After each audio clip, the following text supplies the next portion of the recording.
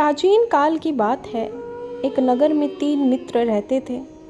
तीनों में ही घनिष्ठ मित्रता थी। उनमें एक राजकुमार का पुत्र था, दूसरा ब्राह्मण का पुत्र था और तीसरा सेठ का पुत्र था। राजकुमार व ब्राह्मण पुत्र का विवाह हो चुका था और सेठ पुत्र के विवाह का गोना नहीं हुआ था। एक दिन तीनों मित्र आपस में स्त्रियों की चर्चा कर रहे थे।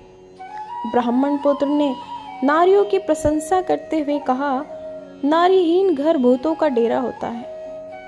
सेठ पुत्र ने यह वचन सुनकर अपनी पत्नी लाने का तुरंत निश्चय किया।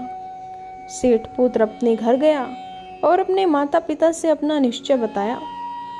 उन्होंने बेटे से कहा कि शुक्र देवता डूबे हुए हैं, इन दिनों बहू बेटियों को उनके घर से विदा करके लाना शुभ नहीं है, अतः शुक्रोदय के बाद तुम अपनी पत्नी को विदा करके ले आना।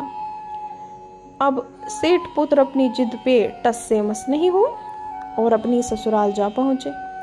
सास ससुर को उसके इरादे का पता चला तो उन्होंने उसको समझाने की बहुत कोशिश की, किंतु वह नहीं मानी।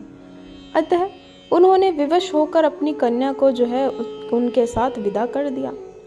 ससुराल से विदा होकर पति पत्नी नगर से बाहर निकले ही थे कि उनकी बैलगाड़ी का पहिया टूट गया और एक बैल की टांग टूट गई। पत्नी को भी काफी चोटें आईं। सेठ पुत्र ने आगे चलने का प्रयत्न वो जारी रखा। तभी डाकुओं से भेंट हो गई और वे धन धान्य लूटकर ले गए। सेठ का पुत्र पत्नी सहित रोता पीटता अपने घर पहुंचा। जाते ही उसे सांप ने डस लिया। उसके पिता ने वैद्यों को बुलाया। उन्होंने देखने के बाद घोषणा की कि आपका पुत्र 3 दिन में मर जाएगा। उसी समय इस घटना का पता ब्राह्मण पुत्र को लगा। उसने सेठ से कहा कि आप अपने लड़के को पत्नी सहित बहू के घर वापस भेज दो। यह सारी बाधाएं इसीलिए आई है कि आपका पुत्र शुक्रास्त में पत्नी को विदा करा के ले आया है। यदि यह वहां पहुंच जाएगा तो बच जाएगा। सेठ को ब्राह्मण पुत्र की बात जच गई और अपनी पुत्रवधू और पुत्र को वापस लौटा दिया। वहां पहुंचते ही सेठ पुत्र की हालत ठीक होनी आरंभ हो गई।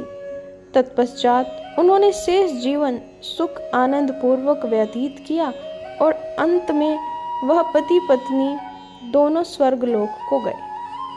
तो हम भी हाथ जोड़कर भगवान भोलेनाथ और माता पार्वती से ये प्रार्थना करते हैं कि जैसे माता पार्वती ने उसकी विपदा हरी, ऐसे हम सबकी विपदा हरी।